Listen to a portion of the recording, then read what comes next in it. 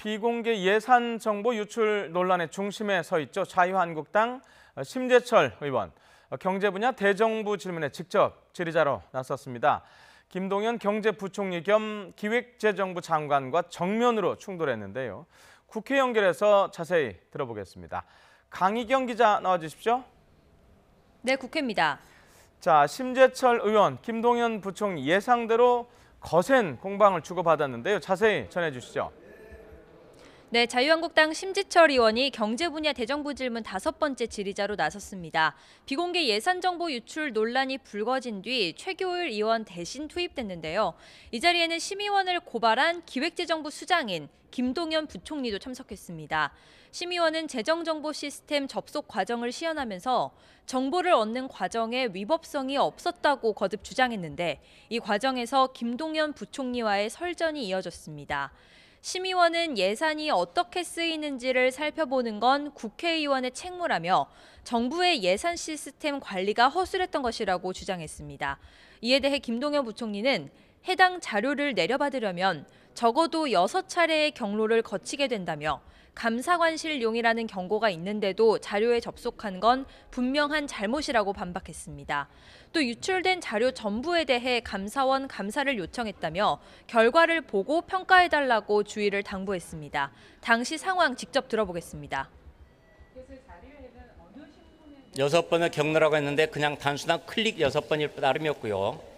감사관실에랄지 접근해서는 안 된다라는 그런 경고 문구 아무것도 없었습니다. 그래서 자연스럽게 들어갔었습니다. 그렇지 않습니다. 재정집행 실적은 가로에 감사관실이라고 써 있고 그것은 저희 기재부 같은 경우도 감사관실 외에는 볼 수 없는 자료들입니다.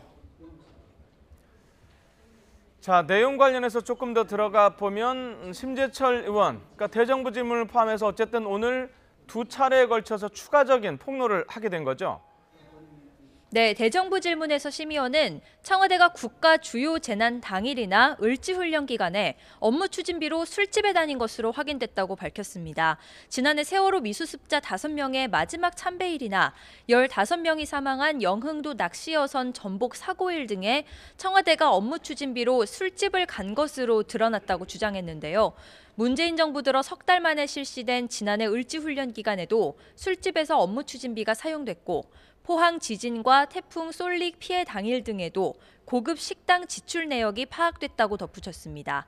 이에 대해 김동연 부총리는 을지훈련 등 비상 상황이라도 일부 인원은 정상적인 업무 수행을 해야 한다며 상호나 시기를 볼 게 아니라 업무의 내용을 봐야 한다고 해명했습니다. 또 심의원은 기획재정부가 업무 추진비를 사용하고 장부를 입력할 때 업종을 가장 많이 누락했다고 공개하기도 했습니다. 기재부는 지난해 5월부터 지난 8월까지 사용분 15억 5천만 원에 대해 업종 기재를 누락했고 청와대도 4억 원, 국무조정실이 1억 6천만 원을 제대로 기재하지 않았다고 밝혔습니다.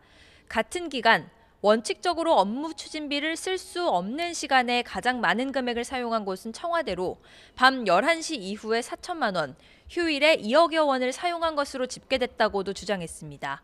이에 대해서도 김 부총리는 카드 회사의 업종 코드를 재정정보원이 전환하는 과정에서 발생한 오류로 전산 착오일 뿐 부당 사용은 없었다고 반박했습니다. 지금까지 국회에서 YTN 강희경입니다.